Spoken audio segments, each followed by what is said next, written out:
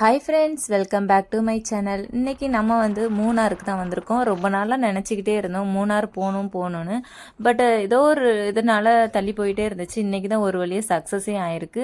Room எங்கேயுமே அவைலபிளாக இல்லை மக்களே, எல்லாமே புக் ஆகிட்டு எங்களுக்கு ஏதோ ஒரு புண்ணியத்தில் கிராஸ் பண்ணி வர்றப்போ இந்த ரூம் கிடச்சிச்சு.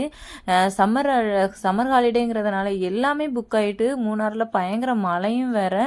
இப்போ இந்த ரூமில் ஒரு காட் போட்டிருக்காங்க, ஒரு டேபிள் போட்டு 2 சேர் போட்டிருக்காங்க, மிரர் வச்சு ஒரு ட்ரெஸ்ஸிங் டேபிள் மாதிரி வச்சுருக்காங்க. ரொம்பவே நல்லா இருந்துச்சு. இங்கே உள்ளேருந்து வெளியே வியூஸ் எல்லாம் பார்க்கும்போது ரொம்ப அழகாக இருந்துச்சு.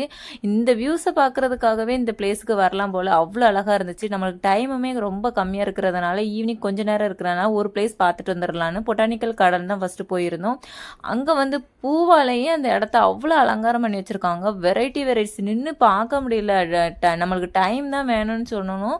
அவ்வளோ பிளேஸ், அவ்வளோ பூக்கள்ஸ் இருந்துச்சு. பொறுமையாக பார்த்துட்டு வர்றவங்க நீங்கள் பொறுமையாக பார்த்துட்டு வாங்க.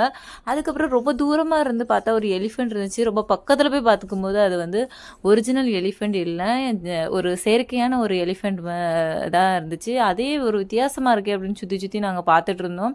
அதில் நின்று நிறைய செல்ஃபி ஃபோட்டோஸ்லாம் எடுத்துக்கிட்டோம். உண்மையிலே ஃபோட்டோ ஷூட்டுக்கு வேறு லெவல் மக்களே. மூணார்லாம் கண்டிப்பாக மறக்காமல் இந்த மூணாருக்கெலாம் வந்தீங்கன்னா எல்லா இடத்தையுமே பார்த்துட்டு வாங்க. நிறையா ஃபோட்டோஸ்லாம் எடுத்துக்கோங்க.